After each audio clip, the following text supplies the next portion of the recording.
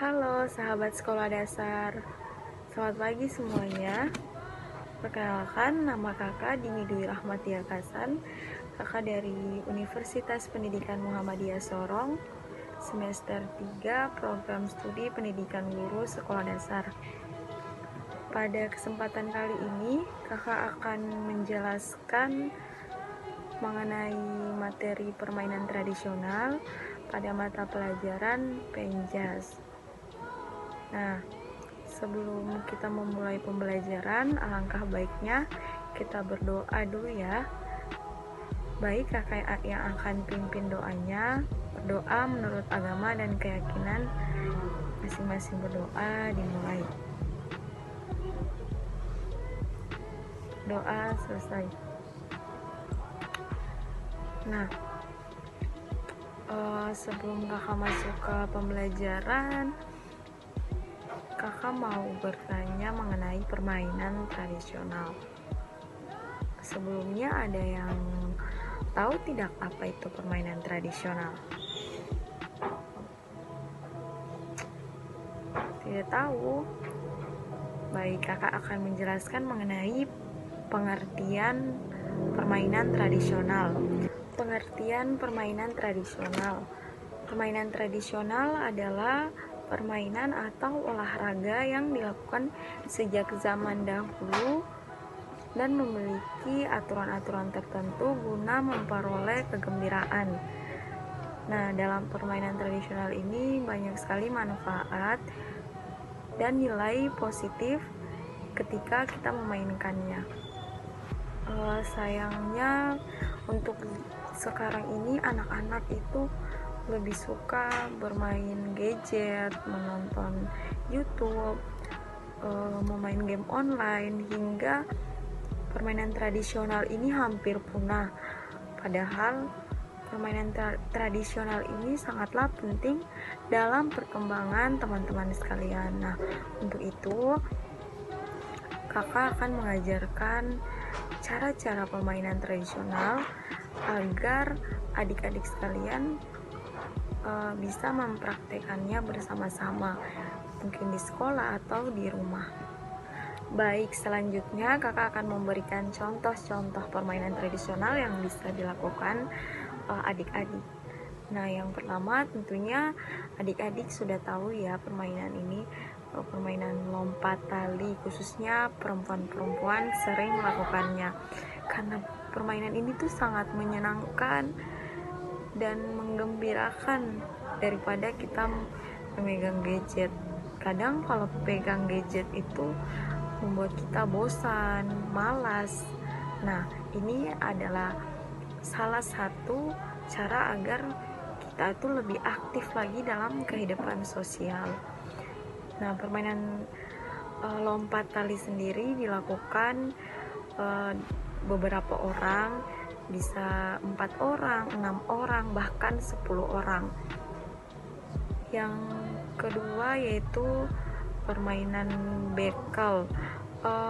Permain bekel ini menggunakan alat atau media yaitu bola kasti dan juga kerang.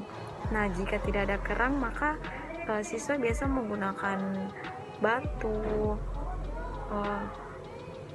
yang intinya bisa dimainkan dengan bola kasti. Permainan petak umpet sendiri itu biasa kita sebut dengan sembunyi-sembunyi, di mana satu orang menutup mata lalu yang lainnya bersembunyi, dan orang yang menutup mata itu akan mencari hingga ketemu dengan teman-temannya. Nah, permainan ini dilakukan secara bergantian. Nah, yang ketiga ada permainan lempar sendal. Permainan ini sering sekali dimainkan di sekolah, apalagi saat jam penjas, di mana anak-anak itu mengumpulkan sepatu atau sendal lalu disusun, kemudian dilempar pakai kayu. Siapa yang berhasil menjatuhkan sendal-sendal tersebut, maka dialah pemenangnya. Sekarang kakak mau bertanya, siapa yang sudah pernah melakukan permainan tradisional, baik itu di rumah maupun di sekolah? Ya, Putri main apa? Oh iya, pintar sekali ya. Ternyata Putri sering sekali bermain lompat tali. Nah, itu tuh bagus ya. Selain bagus bagi kesehatan, tentunya bagus bagi gerak motorik halus pada anak. Karena pada saat memainkan lompat tali itu kita melakukan loncat, lari. Nah, itu dapat yang dilakukan tadi itu dapat secara tidak sadar dapat memperkuat otot-otot dan juga memberikan nilai positif bagi kesehatan. Selanjutnya, permainan tradisional yang lainnya seperti yang biasa sering kita sebut dengan gici-gici, di mana anak-anak itu menggambar kotak-kotak di pasir atau di mana saja, tentunya di lantai gitu. Lalu mereka melompat dengan aturan-aturan main yang sudah ditentukan bersama. Nah, dari semua permainan tradisional tadi tentunya kita sudah bisa melihat bahwa dalam bermain tradisional itu manfaat yang kita dapatkan itu sangat banyak, karena pada permainan tradisional kita bisa melompat, melari, menangkap. Selanjutnya kakak akan menjelaskan mengenai manfaat-manfaat yang bisa kita dapat dari permainan tradisional. Yang pertama yaitu melatih kreativitas anak. Nah, di sini itu dengan permainan tradisional adik-adik dapat berkreasi dengan membuat hal-hal yang adik-adik sukai. Contohnya adik-adik dapat bermain kertas yang dibentuk seperti pesawat, lalu melemparnya. Nah, siapa yang pesawatnya jauh maka dia yang menjadi pemenangnya.